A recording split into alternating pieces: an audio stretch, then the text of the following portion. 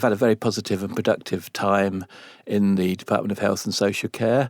I think my sort of outing of the audit report from Kirby House was quite important in the little spat that happened between former Minister Hooper and current Minister Cannon. And essentially, Council of Ministers have decided that I can't be positive and productive inside the Department of Health and Social Care, which is what I wanted to do in the national interest, because of the fact that I voted against the Chief Minister. Indeed, I offered myself as a candidate for Chief Minister in the vote of no confidence in Keys a week or so ago. And like you say, you did support a motion of no confidence in the Chief Minister last week.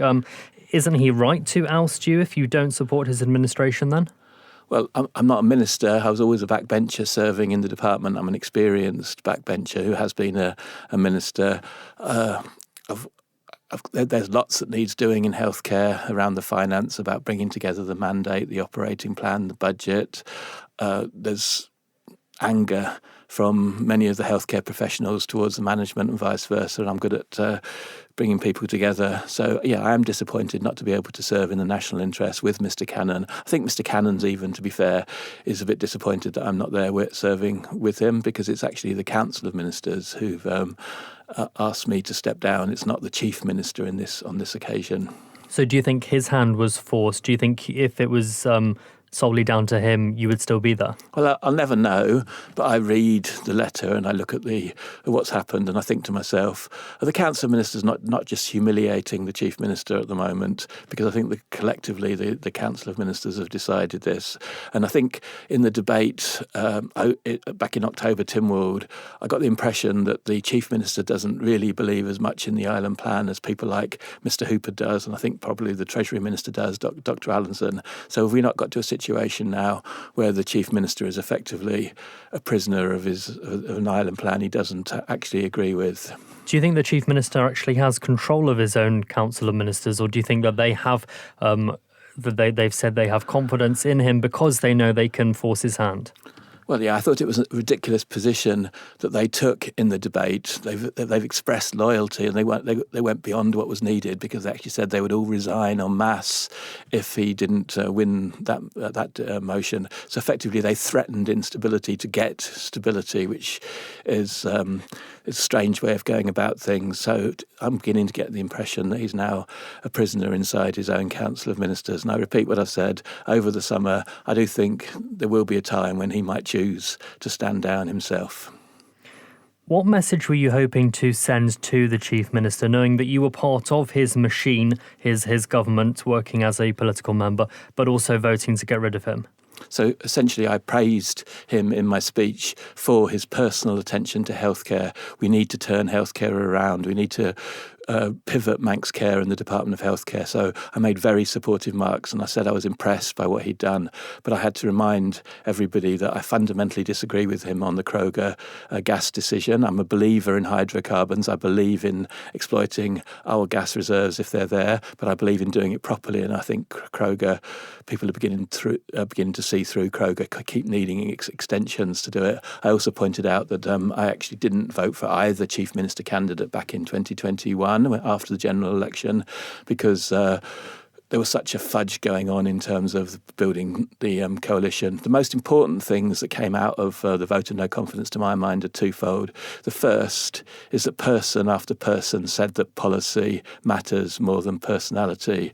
Alleluia, that's correct. And the second most important thing is that essentially people who voted to support government last Tuesday have got to wriggle and get out of government in public's mind pretty quickly if they don't want to go to the general election defending government. I do think the government hasn't gone in the right direction in the last 3 years, and now we've got a clear division between those who are in government and those who are outside, and those who are outside are both to the right of government and to the left of government. So, for instance, Mr Hooper seems to have a lot in common with the Labour Party, and is a big government, big tax, big intervention type person, that interpretation of liberalism. And there are other of us who actually believe that the Chief Minister's saying the right things when he says we have to understand we could be down to our last few years of reserves. 2010, we had £2 billion of reserves. We're down to 1.7. The National Insurance Fund, which might now be depleted by half of its value, was only half of the total value of reserves back in 2010. It's now by far the majority of our national reserves. We've got a financial situation, and we've really got to have a good election in 2026, and I hope this last couple of weeks will add to that. The election started, basically. The Chief Minister is reportedly working closely with the DHSC political members to, in his words, review the Manx Care mandate and budget requirements. You must have some understanding of what reviewing the Manx Care mandate actually means. No, yeah, he is, and he's really applied himself to his task. That's why I made the speech I did in the vote of no confidence debate. So essentially what he pointed out was the sequencing of the mandate and then the budget and the operating plan was wrong. They all had to be put together. So we have worked very hard over the last couple of weeks, him in particular, with senior officers to begin the process of putting in place a better, more aligned 2025-26 set of documents. And this year we're trying to, as far as I could tell, we're trying to minimise the amount of overspend by actually cutting away bureaucracy, the sorts of things you can cut away without affecting patient services. So full credit to him. I do think he's applying himself. Unfortunately, I don't think he's found anybody to step up to healthcare minister. But conceivably, another reason why I'm no more in that department is there is a new health minister, and the new health minister didn't want Chris Thomas as departmental member. There are all sorts of explanations. That could be another one. You are obviously now on the outside. The Chief Minister says that reviewing the Manx Care mandate and budget requirements isn't austerity. The former Health Minister, Laurie Hooper, says it is. What do you think?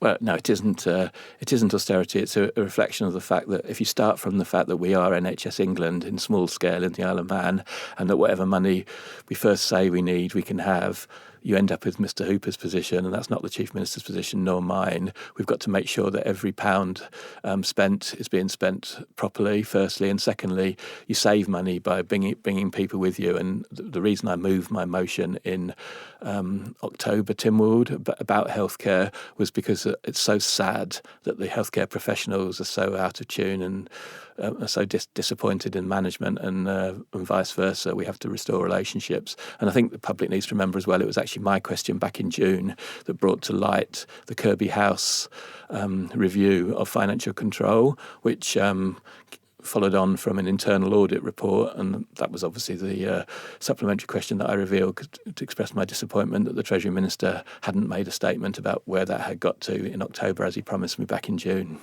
The Chief Minister vowed to take time to speak with MHKs following the no confidence vote. He also apologised for his shortcomings, yet he sacked you in response to the no confidence motion. Do you think he's learned anything from what he heard in that debate? Well, let's hope so. I do think he will end up stepping down himself.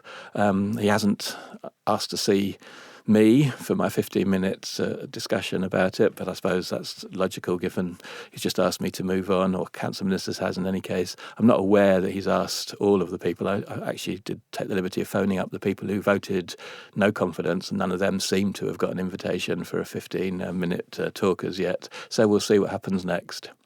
You're not unfamiliar with being sacked. A previous Chief Minister removed you from Comyn. You were also the DOI Minister in this administration, and then you were removed, now departmental member.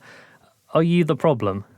I don't think so. No, you haven't even got everything in that, because I once previously resigned from the Office of Fair Trading vice chairmanship over gas regulation, and another time I stopped chairing the planning committee because of issues with planning. No, what I am is a principled politician who believes in policy. Manx politics failed in the 2021 election even more than it had done in 2016 for two reasons. Firstly, the mandate wasn't clear and the policies weren't settled in the election, and that leads to the problems we've got now. And secondly, this government arrogantly, even more arrogantly than the 2016 one that I was part of from the beginning, basically started again afresh. It just forgot about everything that had gone previously, and we lost so much. We had the first 100 days of this government in 2021 trying to work out a fudge about what was going to be put into the island plan. Proper governments that reflect the will of the people are actually beginning their work in line with the will of the people straight after the election. And that's what we should have been done. That's why I didn't vote for either of the Chief Minister candidates. We ended up almost with Tony Blair at one end of the cabinet table and Boris Johnson at the other end of the table. And if you have that, that's a ridiculous situation. And just lastly, what is next for you? Will you be taking on a more active approach with your constituency work, or are you going to continue being a thorn in the government side? I'm not a thorn in government side. What I do is look always to the island's interest, to the national interest. I think you'll find if we look back, and I'll help you do this in coming weeks, over last year, I think you'll find that backbenchers were actually more positive in bringing forward motions that changed policy rather than government, at least equal to them. And there's so much you can do, and there's so much that backbenchers like Claire Christian, Julie Edge, Jason Morehouse, and many of the other backbenchers have been doing. Tim Glover, for instance. Government seems to want to spend money on bringing people to the island. From our policy alliance, we came up with a motion whereby we want a healthcare surcharge on immigrants from outside the common travel area, which pays towards health, and it also equalises the playing field with other countries. It was my healthcare motion that contributed substantially to what happened in October, Tynwald. So I think I'll carry on being positive, if that's okay by you, rather than just chucking rocks, as is what people want to believe. Thank you for making it to the end of the Manx Radio Newscast. You are obviously someone with exquisite taste. May I politely suggest you might want to subscribe to this and a wide range of Manx Radio podcasts at your favourite podcast provider, so our best bits will magically appear on your smartphone. Thank you.